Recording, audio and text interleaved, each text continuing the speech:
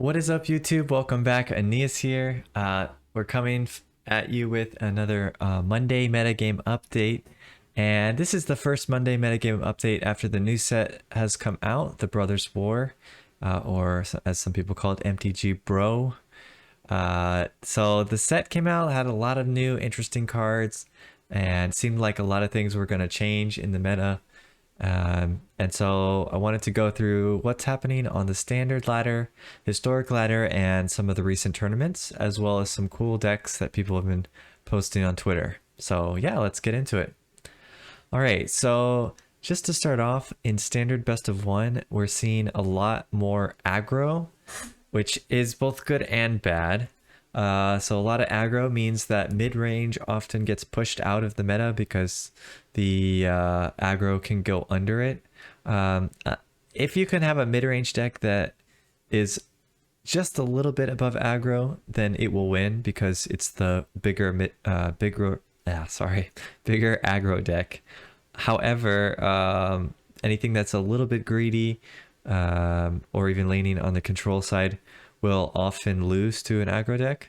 And then on the flip side, if you have your control deck like completely geared for aggro, then often you can kind of swing things back in your favor and do well. So currently mid-range has kind of dominated, so we haven't really seen control. So maybe if everything goes aggro, we'll see control come back in the meta in a little bit.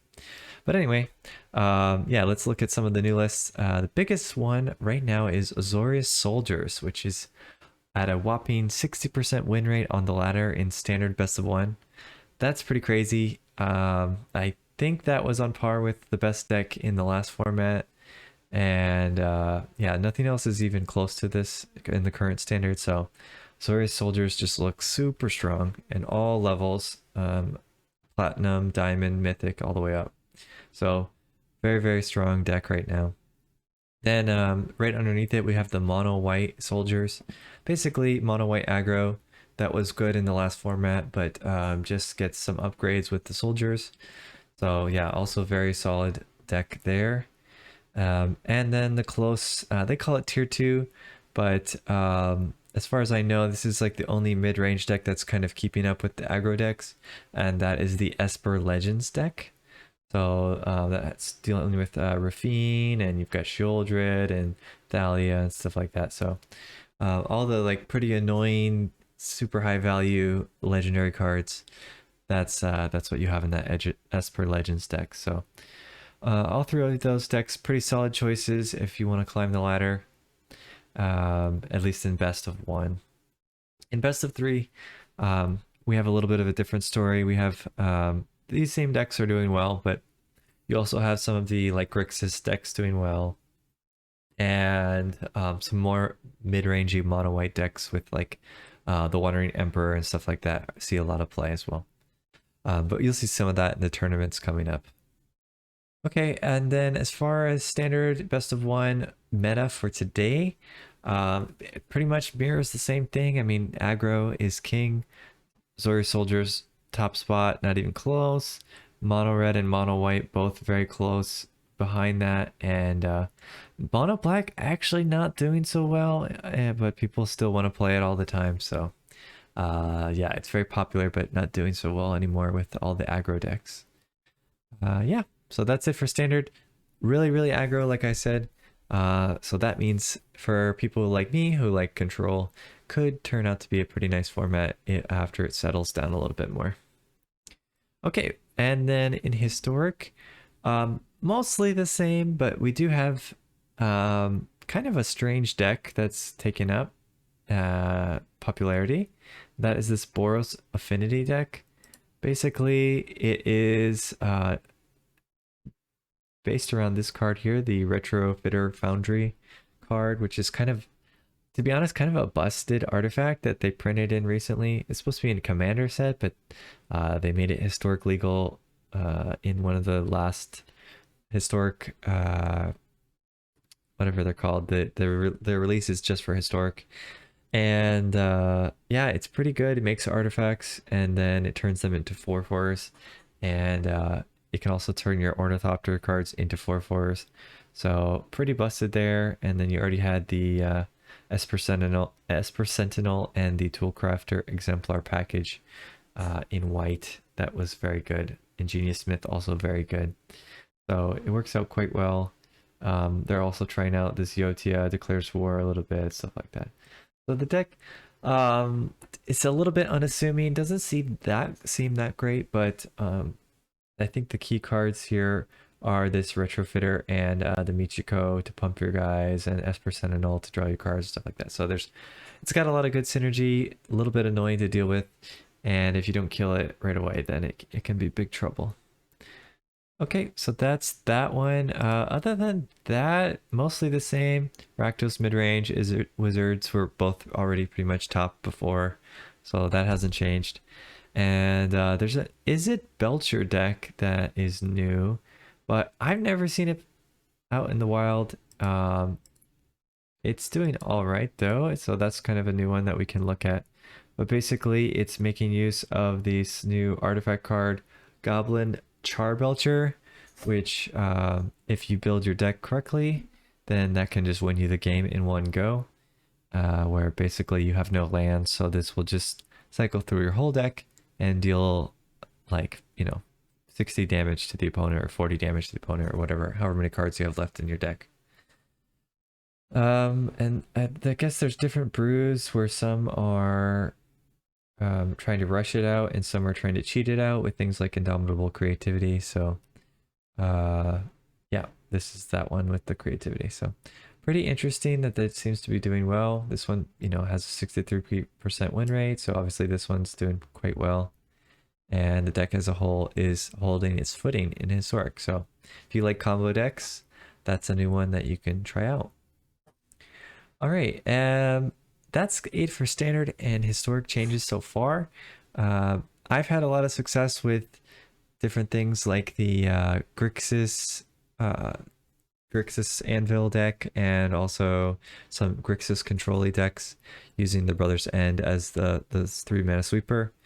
And I know that CGB and other content creators like that have had a lot of success with some of those types of decks with Teferi, stuff like that. So I don't think they're out of the running yet. I think there's still room for Control to come in and deal with some of these aggro decks. All right, and also really cool deck that popped up from Ash Lizzle, another content creator, streamer. And I think she actually got this from Crows, as far as I know. He was the first one I saw running this type of list. He might have got it from someone else as well. But it's basically this Angels deck in Standard, Mardu Angels.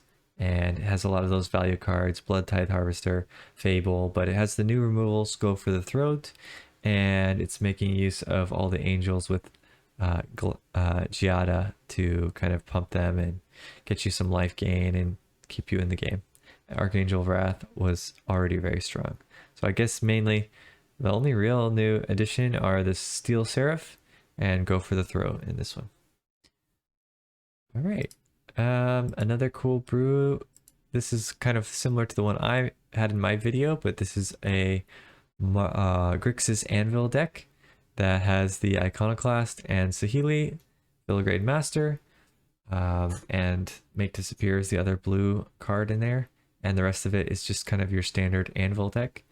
And actually this is very similar to my list, with the only difference really that I see are a few one-ofs and the Mishra's Research Desk, which is a very interesting add to that. So maybe that's something I can try out in the future. All right, so pretty cool. That one did well for this person as well, getting 7-0 in the Standard Challenge.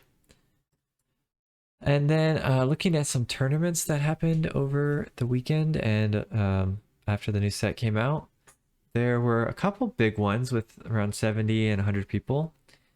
But the decks that won were all pretty much normal standard decks from the last meta with a few added cards. So top deck for this one, mono white midrange, Wandering Emperor, Spirited Companion, Sarah, Paragon. So all those are pretty normal, AO, etc, etc.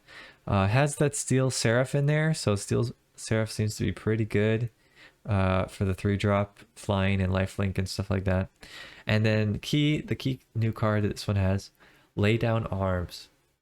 So Lay Down Arms is kind of like Swords to Plowshare light, I guess. It exiles a creature less than the number of planes you have, and then they gain 3 life.